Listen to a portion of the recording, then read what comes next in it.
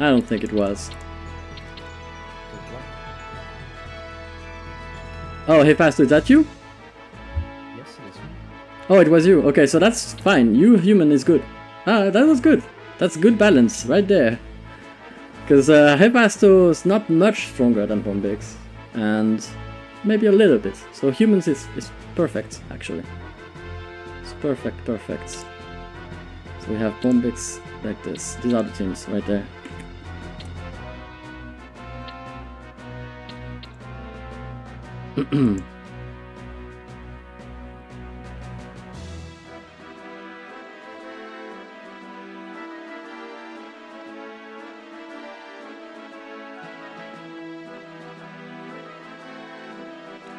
Alright, I'm missing the vision from Bombix.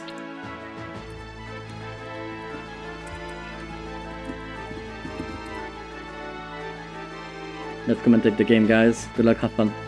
Alright, so we are watching a 2v2 featuring lots of decent players and less good players.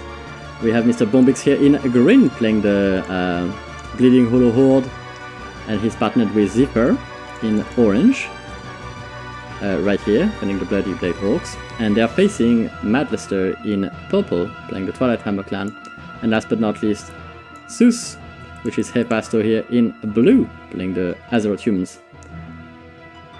And I was right to put him humans. I think it's gonna be quite an interesting game. I don't know who's gonna win, and that's what makes me happy here, is I don't really know who's gonna win. If you can tell, feel free to, in advance, tell us in the chat who you think is gonna win. I absolutely don't know myself, so I would be quite surprised to see what you guys think. Now we have Madlister gonna be sharing that area with Mr. Hepasto over here. Hepasto going for a 1 Rax for now, nothing crazy, just, you know, the 1 Rax. And here for Bombix we can see he also went 1 Rax, but he's adding a second one on the other opening. And for beginners, if you're a beginner watching this, I would not recommend building your second Rax away from your first one. It's because often beginners will forget to build from all their racks, and so keeping them together, at least you're always thinking about producing. It's easier for you to manage your troops as well than if you have like your racks separated. Like a lot of players really struggle to manage that. Even some quite advanced players do tend to build their racks together just because of the ease of producing from the same place. So I would recommend you stack your racks together instead of spreading them too much. On that side we can see that Ziffer opted for a duel. He's going to be building his second hole over here and walling off with the quad tower. Madlister on the other hand has not built the second hole, he's just going 1 hole for now, and he's planning on rushing, it seems, adding the second racks just now. Probably going to see a lot more grunts very soon. There are no expansions on the wood, but there are expansions on the side of the map. And Ziffer is asking his partner here to choke because he has a quad tower, but the quad tower will not survive a 2 strong attack, although these are just 3 footmans, and the 3 footmans will die to a grunt with a tower. But they could kill a few peons, which would be a problem, but not too big of a problem. Those footmans are very much hurt, and I think the grunts should go in and just finish the 1 grunt outside. Wrong footman. Still wrong footman. Although those guns are gonna die, they are all in the ramp here. Peons didn't die, which is kind of the main focus here. You wanna make sure your peons stay alive. Keep that whole production up, keep building farms.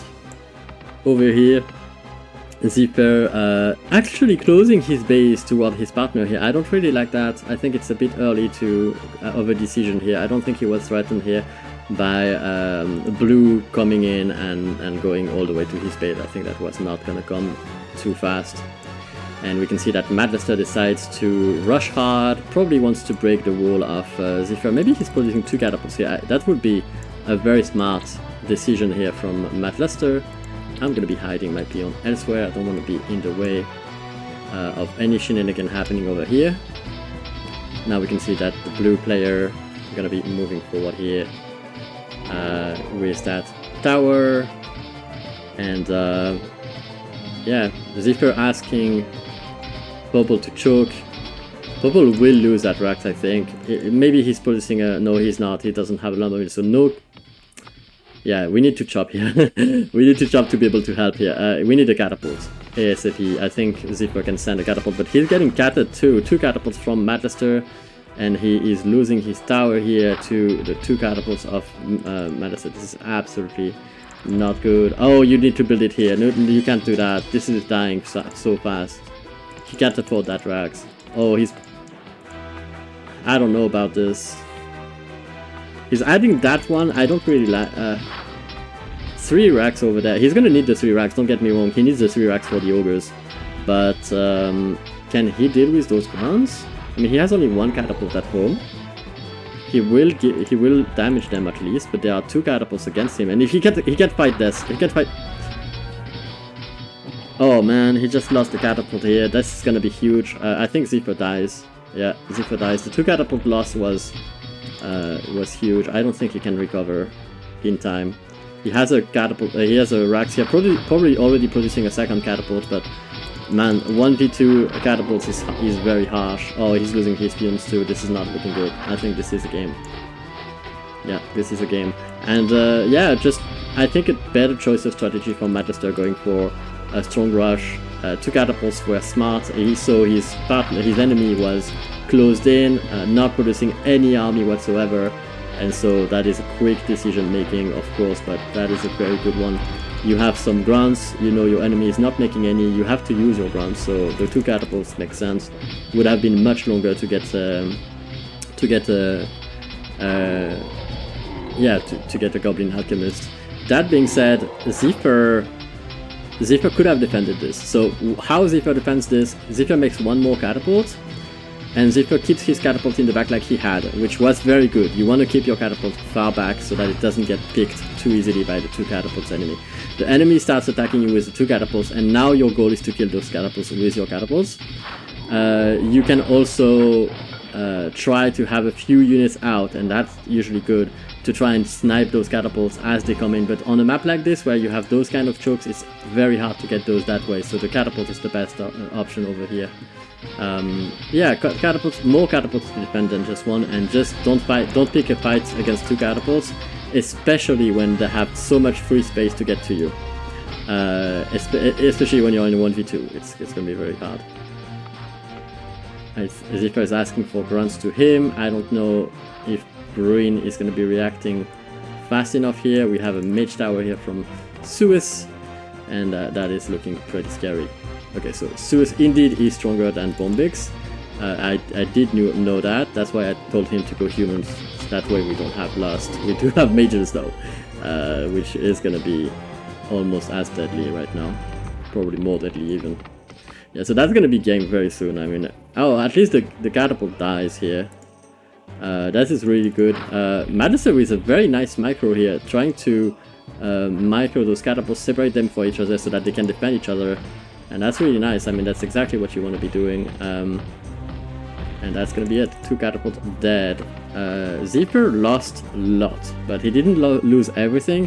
That said, the game is played, I think. I don't think he can recover from what happened, especially since his partner is behind Suess right now, and Suess is mining the mine that separates them. So I think, honestly, it's going to be really, really tough to come back from this. Ziffer is still sending some ogres forward, though. I like that.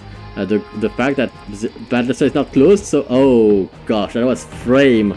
That was 1 frame. So Madlister still has to close this and make sure he doesn't die, because he's producing the grunts. He's gonna be fine. Okay, so that's gonna be alright.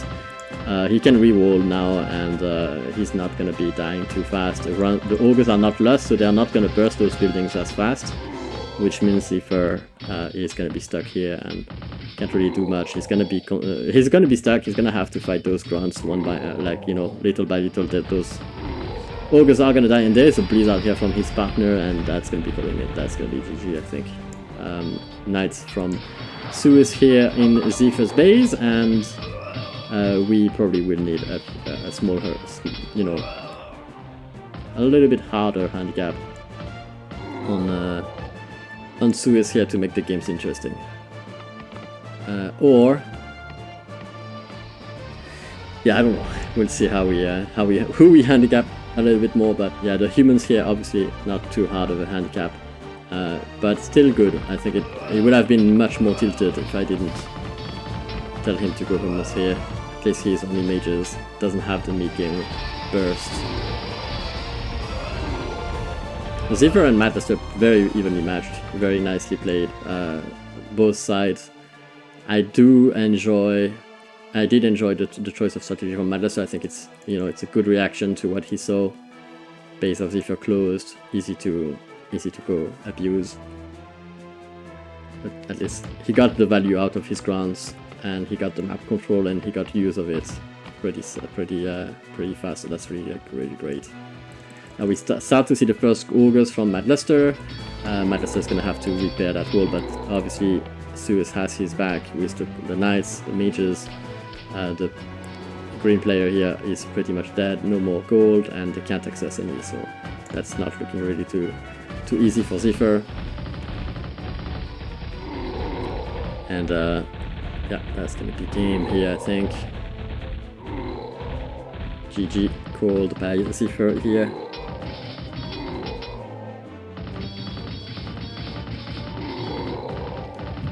So yeah, Suess stronger than Bombix indeed.